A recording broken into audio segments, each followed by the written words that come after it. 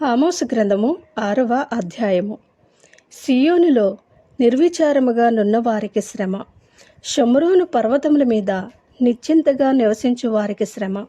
ఇశ్రాయేలు వారికి విచారణకర్తలై జనములలో ముఖ్య జనమునకు పెద్దలైన వారికి శ్రమ.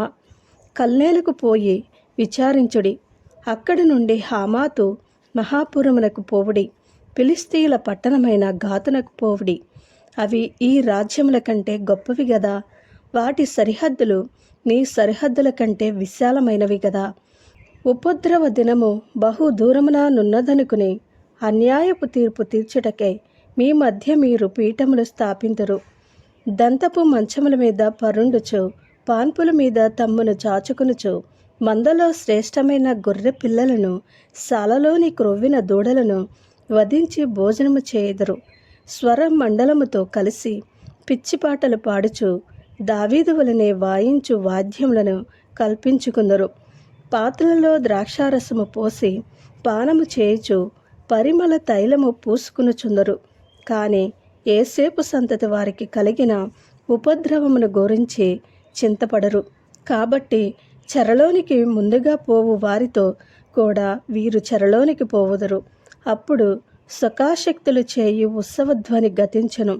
యాకోబు సంతతి వారికున్న గర్వము నాకు అసహ్యము. వారి నగరులకు నేను విరోధనైతిని కనుక వారి పట్టణములను వాటిలోని సమస్తమును శత్రువుల వశము చేసేదనని ప్రభువైన యెహోవా తనతోడని ప్రమాణము చేసెను. ఇదే దేవుడను సైన్యములకు అధిపతినగు యెహోవా వాక్కు. ఒక కుటుంబమందు 10 మంది మనుష్యులుండినను వారు చత్తురు. ఒకని దాయాది కాల్చబోవు వారితో కూడా ఎముకలను ఇంటిలో నుండి బయటికి కనుపోవుటకై శవమును ఎత్తినప్పుడు ఇంటి వెనుకటి భాగమున ఒకని చూచి, ఇంటిలో మరి ఎవరైనా మిగిలి ఉన్నారా అని అడగగా అతడు ఇంకెవరునూ లేరనును. అంతట దాయాది పట్లను నీవికనేమియూ పలుకక ఊరకుండుము. యెహోవా నామము స్మరించకూడదు. ఎలయనగా గొప్ప కుటుంబములు పాడగుననియు చిన్న కుటుంబములు చీలిపోవుననియు యెహోవా ఆజ్ఞ ఇచ్చియున్నాడు. గుర్రములు బండల మీద పరుగెత్తున, అట్టి చోట ఎవరైనా ఎద్దులతో దున్నుదరా?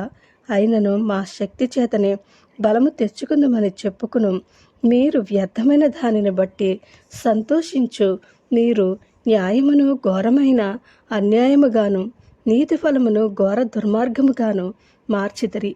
ఇందుకు దేవుడును సైన్యములకు అధిపతియునగు యెహోవా సెలవిచ్చినదేమనగా, ఇశ్రాయేలీలారా, నేను మీ మీదికి ఒక జనమును రప్పింతును. వారు హమాతునకు పోవు మార్గము మొదలుకొని అరణ్యపు నది వరకు మిమ్మును బాధింతురు. ఆమేన్.